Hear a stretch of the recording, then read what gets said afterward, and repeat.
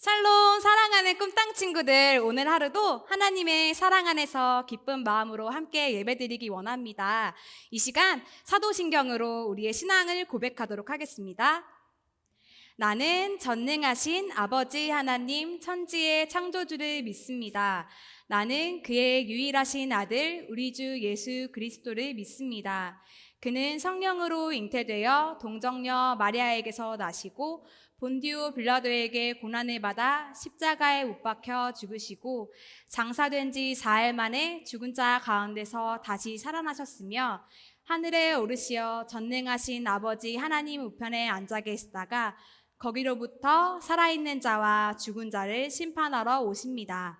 나는 성령을 믿으며 거룩한 공교회와 성도의 교제와 죄를 용서받는 것과 몸의 부활과 영생을 믿습니다. 아멘. 하나님이 세상을 이처럼 사랑하사 아들을 주셨네. 우리를 구하시려 죄 없으신 어린 양 이 땅에 오셨네. 그를 믿는 자마다 멸망하지 않고 영원한 생명을 얻었네. 그를 믿는 자마다 하나님 약속하신 영원한 사랑을 주셨네. 하나님이 세상을 이처럼 사랑하사 아들을 주셨네. 우리를 구하시려 죄 없으신 어린 양 이 땅에 오셨네. 세상 구원하시려 아들을 보내사 완전한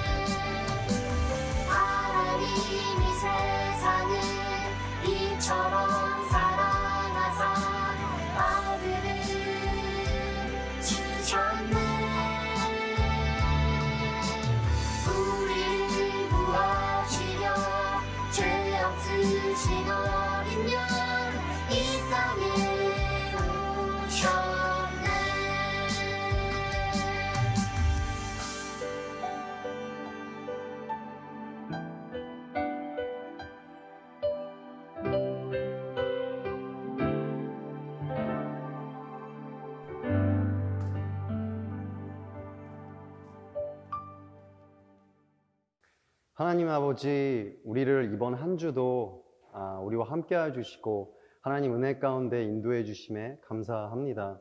하나님, 우리가 비록 영상으로 예배 드리고 있지만 이 시간 가운데 하나님 역사해 주셔서 우리가 하나님의 사랑을 더욱더 알아가고 우리가 온 마음 다해 하나님을 사랑하는 우리로 자라갈 수 있도록 인도하여 주세요. 하나님, 하나님께서 허락하신 시간 가운데 하나님의 말씀을 따르지 않고 우리의 욕심을 따라 행동했던 것들이 있다면 회개합니다. 하나님, 하나님께 집중하지 못하는 것들, 하나님보다 더 소중하게 여기는 것들 다 내려놓을 수 있게 하여 주시고 하나님을 가까이 하고 하나님의 말씀을 따라 사는 삶이 가장 귀하고 복된 삶임을 깨닫는 은혜가 있게 하여 주세요. 하나님, 우리가 여전히 코로나19로 인해 어려운 시기를 겪고 있습니다. 어려운 상황 가운데 있습니다. 하나님, 특별히 이 어려운 시기 가운데 하나님을 더욱더 깊이 만나고 하나님을 더욱더 알아가는 그런 은혜의 시간, 축복의 시간 될 수 있도록 주님, 우리 모두를 붙들어 주세요. 특별히 코로나19를 위해 힘쓰고 있는 많은 의료진들 그리고 봉사자들에게 힘과 능력을 더해 주셔서 우리 모두가 이 시기를 잘 극복할 수 있도록 도와주세요. 하나님, 그리고 우리가 가스펠 프로젝트를 또 진행하고 있습니다. 이 과정 가운데 각 가정이 복음 안에서 더욱 잘 세워지고 믿음이 더 자라가는 그런 귀한 시간이 될 수 있도록 또 이 시간도 하나님 모두 붙들어 주세요. 하나님, 이제 우리 말씀 듣습니다. 이 말씀을 전하는 목사님, 전도사님, 그리고 말씀을 듣는 우리에게 성령님 역사하여 주셔서 우리가 말씀을 통해 더욱더 믿음이 자라가고 더욱더 하나님을 알아가는 그런 귀한 시간 되게 하여 주세요. 그래서 하나님께서 기뻐하시는 하나님의 자녀들로 자라가는 그런 우리가 될 수 있도록 주님 인도하여 주세요. 살아계신 예수님 이름으로 기도했습니다. 아멘. 여러분 안녕하세요. 주일 말씀 여러분들과 나눔의 기쁨이 있습니다. 지금 저희는 가스펠 프로젝트로 8번째 주일을 맞이해 있는데요. 우리가 예수님의 이야기를 한 개 한 개 들어가고 있습니다. 들은 이야기가 우리 기억 속에 잊혀진 것 같지만 여러분들 마음속에 남아서 그 이야기가 여러분들을 길러내고 또 그 이야기로 여러분들의 신앙이 더 키워져서 더욱더 하나님을 사랑하고 예수님의 사랑을 기억하며 살아가는 모두가 되었으면 좋겠습니다. 자, 오늘 이야기는 어떤 이야기일까요? 요한복음 3장 22절부터 30절까지 읽도록 하겠습니다. 그 후 예수께서 제자들과 함께 유대 지방으로 가셔서 거기서 얼마 동안 제자들과 함께 머무르시며 세례를 주셨습니다. 요한도 살렘 가까이에 있는 에논에서 세례를 주고 있었습니다. 그곳에는 물이 많았기 때문입니다. 사람들이 나와 세례를 받았습니다. 이때는 요한이 아직 감옥에 갇히기 전이었습니다. 요한의 제자들 중 몇 사람과 유대 사람 사이에 정결의식과 관련해 논쟁이 붙었습니다. 요한의 제자들이 요한에게 와서 말했습니다. 랍비여, 전에 요단강 건너편에서 선생님과 함께 계시던 분, 선생님이 증언하셨던 그분이 지금 세례를 주고 있는데 사람들이 다 그분께로 가고 있습니다. 이 말에 요한이 대답했습니다. 하늘에서 주시지 않으면 사람은 아무것도 받을 수 없다.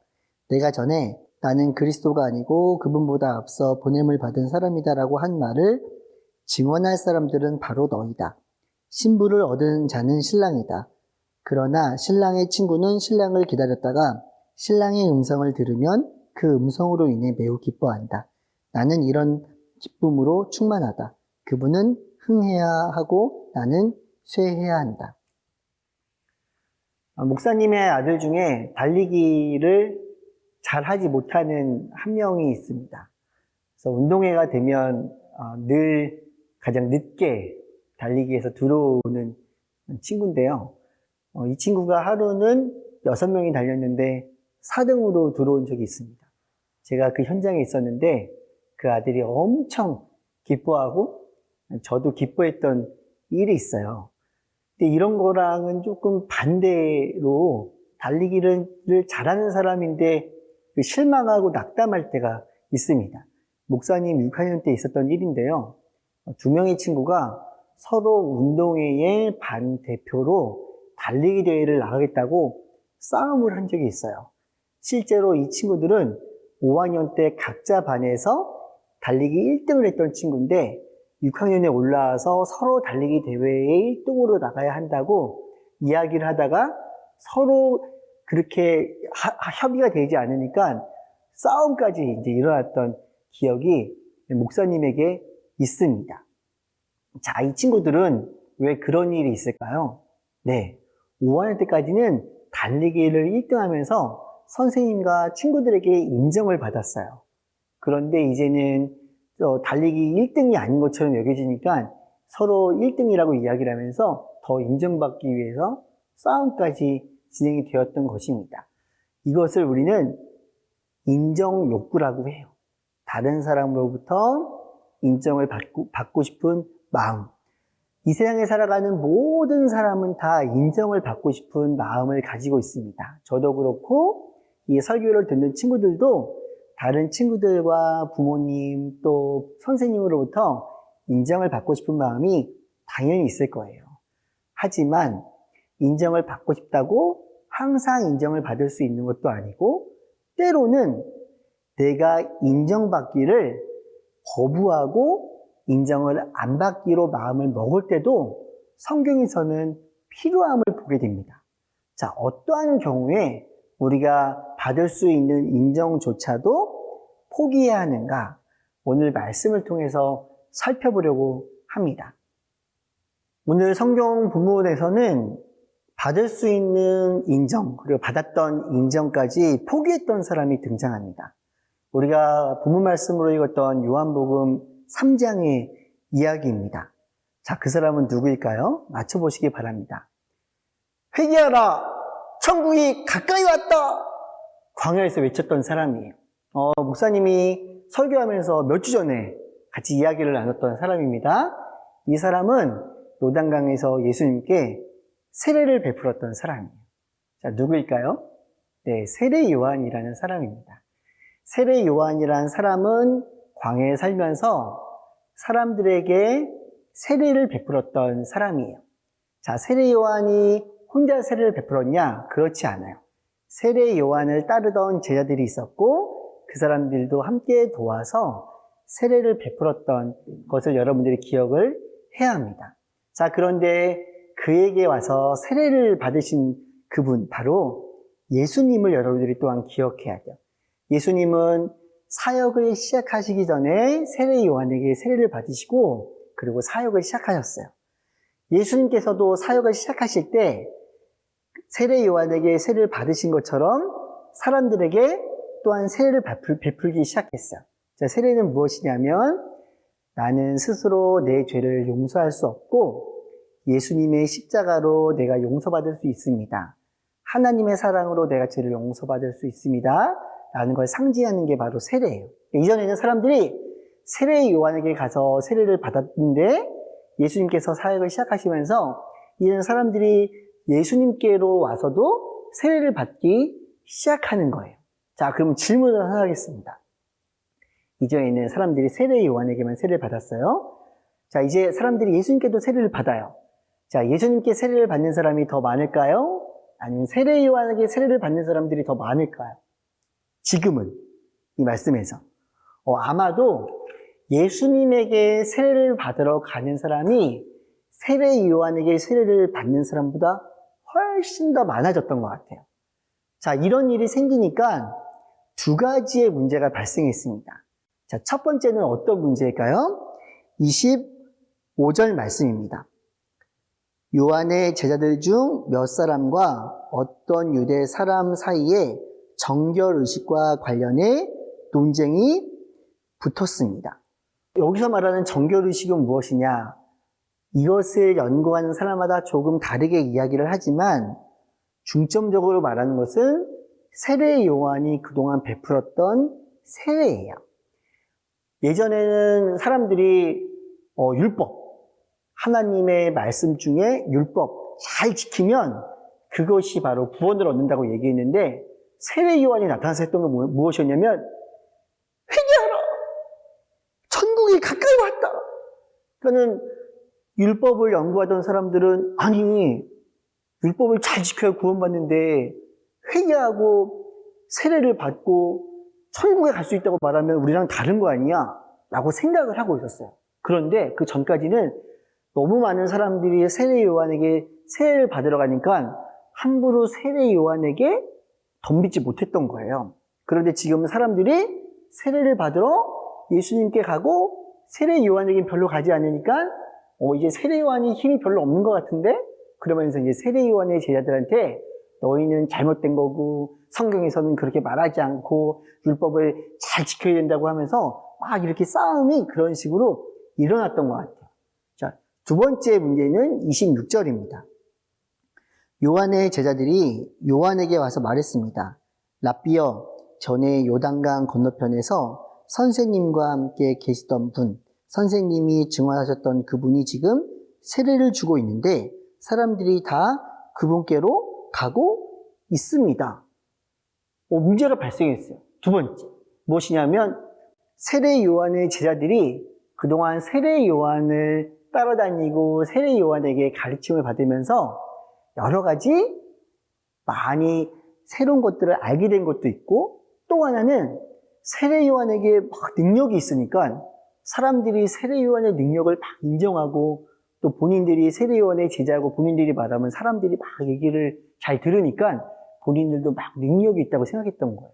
근데 이제 사람들이 세례 요한에게 오지 않고 예수님에게 가기 시작하니까 그동안 자기들이 세례 요한의 능력 때문에 사람들에게 인정받고 사람들이 자기들을 부러워했는데 이제 그런 게 사라지니까 마음 가운데에 불평, 불만이 생기고 내 인기가 이제 사라질까봐, 인정받지 못할까봐 걱정하고 근심하는 일이 막 생긴 것 같아요. 이렇게 두 가지의 문제가 발생했어요.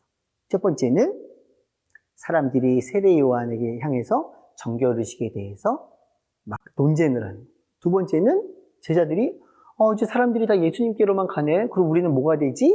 이런 마음이 있었어요. 자, 그럼 세례 요한은 어떻게 했을까요? 세례 요한도 자기들에게 사람들이 많이 와서 세례를 받았는데 이제 많이 오지 않잖아요. 그러면 인정받는 게 아니잖아요. 그럼 세례 요한도 똑같이 걱정하고 근심하고 그것 때문에 불평하고 걱정했을까요?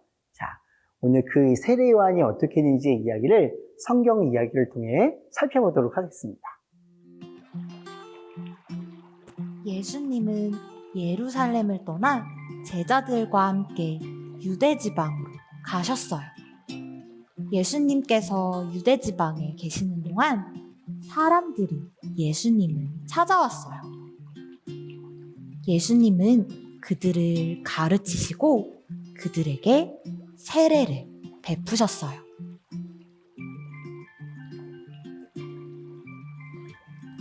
세례 요한도 가까운 곳에서 사람들에게 세례를 베풀고 있었어요. 세례 요한을 따르던 사람들 사이에서 논쟁이 벌어졌어요. 그들은 세례 요한에게 가서 말했어요. 선생님, 전에 요단강 건너편에서 선생님과 함께 계셨던 분, 선생님이 증언하셨던 그분이 지금 세례를 주고 있어요. 그리고 사람들이 다 그분에게로 가고 있습니다. 세례 요한은 결혼식을 예로 들어 그들에게 이렇게 대답했어요. 결혼식에서 신부와 결혼하는 사람은 신랑이란다. 그리고 신랑 곁에서 그가 하는 말을 모두 듣는 신랑의 친구는 참 행복할 거야. 이제 결혼식이 끝나고 행복한 결혼 생활이 시작될 텐데 신랑의 친한 친구가 어떻게 신랑을 질투할 수 있겠니? 오히려 신랑을 위해 기뻐하는 것이 당연하지. 나의 기쁨도 이와 같단다. 내가 예전에 나는 그리스도가 아니고 그분보다 먼저 보냄을 받은 사람이라고 말했던 것 기억하지? 예수님은 점점 더 위대해지셔야 하고 나는 사람들의 관심에서 점점 더 멀어지게 될 거야. 세례 요한은 그의 말을 귀 기울여 듣는 사람들에게 왜 예수님이 자신보다 더 중요한지 계속해서 설명했어요. 나는 땅에서 태어났고 땅에 속한 것만 이야기할 수 있는 사람이란다. 하지만 예수님은 하늘로부터 오신 분, 모든 것 위에 계신 분이야. 하늘에서 오셨기 때문에 직접 보고 들으신 하늘의 것을 이야기하실 수 있지. 하나님은 그 아들 예수님을 사랑하셔서 모든 것을 그분에게 맡기셨어. 하나님께서는 그분에게 성령을 한없이 주셨고 그분은 하나님의 말씀을 전하신단다.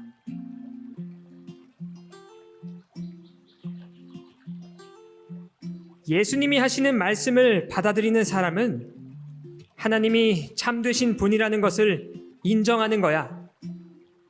하나님의 아들이신 예수님을 믿는 사람에게는 영생이 있지만 아들에게 순종하지 않는 사람은 생명을 보지 못하고 도리어 하나님의 진노를 받게 된단다.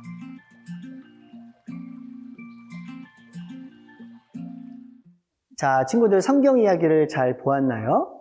세례 요한은 다른 사람들처럼 똑같이 사람들로부터 인정받지 못하는 상황에 있었거든요.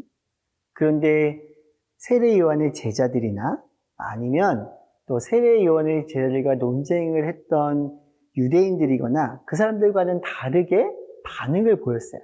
세 가지로 이야기를 할 수 있는데 28절과 29절과 30절 말씀입니다. 먼저 28절 말씀을 보면은 본인을 이렇게 얘기합니다. 나는 그리스도가 아니고 그분보다 앞서 보냄을 받은 사람이라고 너희들한테 이야기를 했지. 그리고 너희들은 그분이 바로 메시아임을 사람들에게 알려줘야 돼. 어떤 말이냐면요. 나는 구원자가 아니고 이 땅을 구원하시기 위해 구원자가 올 것이다. 나는 어떤 사람이냐면 그 구원자가 올 것을 미리 이야기를 해주는 사람이야. 근데 그분이 바로 오셨어. 그분이 바로 저쪽에 세례를 주고 있는 예수님이셔. 이제 너희가 해야 되는 말은 무엇이냐면 저분이 우리를 구원하러 오신 구원자이셔 라는 걸 너희들이 이야기를 해야 돼. 그 두 번째로는 비유로 이야기를 하십니다. 예수님은 신랑이고 나는 신랑을 돕는 친구라는 거예요. 내 친구인 신랑이 결혼식을 잘 할 수 있도록 돕고 그가 이제 신랑이 결혼식을 했어요. 그럼 친구는 무엇을 해야 되냐면 가서 결혼 생활을 왜 이렇게 하니 저렇게 하니 내가 하면 더 잘하겠다 너 절로 가봐 이렇게 할 수 없잖아요. 그쵸? 친구가 할 수 있는 거는 친구가 잘 살 수 있도록 친구가 멋지게 결혼 생활을 할 수 있도록 도와줘야 된다는 거예요. 세 번째 30절에서는 그는 흥해야 하고 나는 쇠해야 한다라는 거예요. 예수님이 구원자로 이 땅에 오셨기 때문에 더욱더 빛나게 그 일을 할 수 있도록 내가 뒤에서 점점 더 해야 될 일을 줄여가야 된다는 거예요. 아니 반대로 예수님도 흥해야 되겠고 나도 흥해야 되겠다. 예수님도 잘 돼야 되겠고 나도 정말 잘 되면 좋겠다. 이렇게 말하면 안 된다라는 거예요. 내가 빛나서 사람들이 저 사람이 메시아인가? 이렇게 생각하면 예수님은 빛나지 않기 때문에 사람들을 다른 길로 인도할 수 있다는 거예요. 목사님이 어렸을 때 들었던 이야기 하나를 하고 오늘의 이야기를 마치려고 합니다. 목사님이 여러분들처럼 초등학생이었을 때는 일요일 아침에만 어린이 예배가 있었던 게 아니라 오후에도 어린이 오후 예배라는 게 있었어요. 오전에도 예배를 드리고 또 오후에도 예배를 드리는데 목사님이 초등학교 4학년 때 목사님이 다니던 교회가 이사를 갔어요. 목사님은 서울 서대문구 남가자동이라는 곳에 살았고 목사님이 다니던 교회는 은평구 증산동으로 이사를 갔는데 한 2km 정도 돼요. 그래서 목사님이 어렸을 때 걸음으로는 거의 30분? 많게는 30분이 넘는 시간을 목사님이 교회에 걸어갔던 것 같아요. 목사님도 어렸을 때 그때는 차가 많지 않았기 때문에 나도 좀 걸어서 교회 안 갔으면 좋겠다 이런 생각을 했던 것 같아요. 그런데도 오후가 되면 교회를 어린이 예배를 꼬박꼬박 나갔었던 기억이 있어요. 때로는 교회가 이사를 했으니까 그 동네에는 그 교회를 나오는 친구들이 많지 않아서 목사님 혼자 어린이고 또 선생님들 조금 있고 또 전도사님이 이렇게 설교했던 기억이 있어요. 목사님이 안 갔으면 아마 예배를 못 드렸을 텐데 목사님이 가가지고 전도사님도 설교하고 이렇게 예배를 드렸던 기억이 있어요. 목사님 그때 들었던 하나의 이야기를 해주셨대요. 그게 뭐냐면 그 전도사님께서 한 교회의 이야기를 해주셨어요. 그 교회에 성도님들이 계시고 목사님이 열심히 이렇게 설교를 했는데 어느 날 갑자기 사람들이 한 명 한 명 교회를 안 나오기 시작하더라는 거예요. 그래서 왜 사람들이 안 나오나 해서 그 남아있는 성도님들한테 물어봤더니 그 나오던 성도님들이 다른 교회 목사님 설교가 너무 좋아가지고 그 설교를 너무 듣고 싶어서 그 교회를 나가기 시작했다라는 거예요. 그러면 그 목사님 마음이 어땠을까? 목사님 마음 같으면 너무 힘들고 내가 설교를 못하나 보구나. 사람들이 내 설교의 은혜를 못 받나? 이렇게 생각할 수 있는데 그때 전도사님께서 저에게 들려주셨던 그 목사님의 이야기는 그래요? 그 목사님이 설교를 그렇게 잘해요. 그러면 나도 그 교회에 찾아가서 그 설교를 듣고 은혜를 받고 힘을 내서 살아야 될 것 같아요. 그리고 그 교회 가서 설교를 들었다는 얘기를 목사님이 아주 여러분들처럼 어렸을 때 5학년 때나 6학년쯤 됐던 것 같은데 목사님이 들었던 기억이 있어요. 그때 목사님의 마음 가운데 어떤 마음이 있었냐면 정말 중요한 거는 은혜를 사모하고 말씀을 사모하고 하나님을 더욱더 잘 알아가도록 노력하는 거구나. 근데 목사님이 오늘 설교를 준비하다가 아주 어렸을 때 들었던 설교의 이야기가 목사님 마음 가운데에 딱 이렇게 생각이 났어요. 그러면서 목사님부터 드는 생각이 내가 목사기 때문에 아니면 내가 온누리교회에 다니기 때문에 아니면 내가 오랫동안 예수님을 믿었기 때문에 이런 게 아니라 정말 예수님을 사모하고 예수님을 더 빛나도록 할 수 있는 사람이 되어야 되겠다 이런 마음을 목사님이 다시 생각하게 되었습니다. 사람은 세상을 살아가면서 누구나 다 인정받기 원하는 마음이 있어요. 그런데 그것이 필요하긴 하지만 더 중요한 것은 우리를 통해서 예수님이 인정받고 예수님이 빛나시고 또 예수님이 더욱더 많이 알려져서 사람들이 나를 바라보는 것이 아니라 내가 인정받기 원하는 마음 때문에 예수님이 뒤에 있는 것이 아니라 예수님을 잘 알게 되어 구원받는 사람들이 더욱더 많아지는 세상을 만들어가는 것이 바로 우리가 해야 할 일, 세례 요한을 통해서 우리가 본받아야 할 일임을 우리가 기억하면 좋겠습니다. 그러면 이것을 우리가 어떻게 적용할 수 있을까요?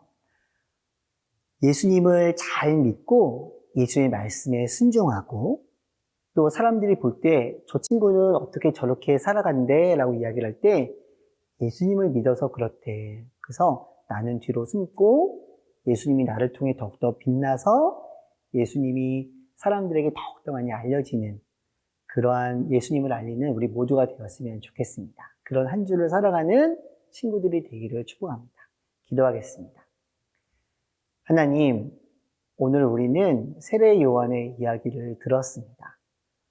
어떤 사람들은 자기들의 인기를 빼앗길까봐, 어떤 사람들은 자기들이 빛나는 것을 빼앗길까봐, 또 어떤 사람들은 자기보다 예수님이 빛나는 것을 원치 않아서 세상에서 예수님을 드러내지 못하고 때로는 예수님을 믿지도 못하고 살아가고 있습니다. 하지만 하나님, 우리를 교회에 나오게 하시고 예수님의 이야기를 듣게 하시고 예수님의 십자가의 사랑을 알게 하셔서 감사합니다. 세례 요한처럼 내가 인정받고 내가 빛나는 삶이 아니라 내가 인정을 받는 그 가운데서도 예수님이 훨씬 더 빛날 수 있게, 그리고 때로는 내가 인정받기보다는 예수님이 더욱더 빛나서 사람들이 예수님을 알게 되고 그래서 더욱더 많은 사람들이 구원받고 천국 갈 수 있도록 우리가 그런 통로가 될 수 있도록 우리를 인도하여 주시옵소서. 그리고 하나님, 코로나19로 많은 사람들이 힘들고 전 세계에 있는 사람들이 어려워하고 있는데 하나님을 경외하게 하시고 하나님을 정말 사랑하되 하나님 앞에 두려움을 알게 하셔서 내가 크리스찬으로서 내가 하나님을 아는 사람으로서 절약하고 또한 아끼고 절제하고 환경을 보호하는데 더욱더 앞장설 수 있는 우리 친구들이 될 수 있도록 인도하여 주시옵소서. 이제는 우리 주 예수 그리스도의 은혜와 하나님 우리 아버지의 사랑하심과 성령님의 늘 함께하심 교통하심의 역사가 세례 요한의 이야기를 들으며 예수님은 흥하여야 하겠고 나는 쇠해야 한다라는 고백처럼 예수님이 더욱더 빛나는 삶, 예수님이 더욱더 칭찬받으시는 삶, 우리 친구들을 통해 그 삶을 살아가기를 소망하는 우리 모든 친구들과 그들의 가정과 그리고 하나님이 더욱더 빛나셔야 할 우리의 주고 대한민국 가운데 이제부터 영원토록 함께 하시기를 간절히 축원하옵나이다. 아멘.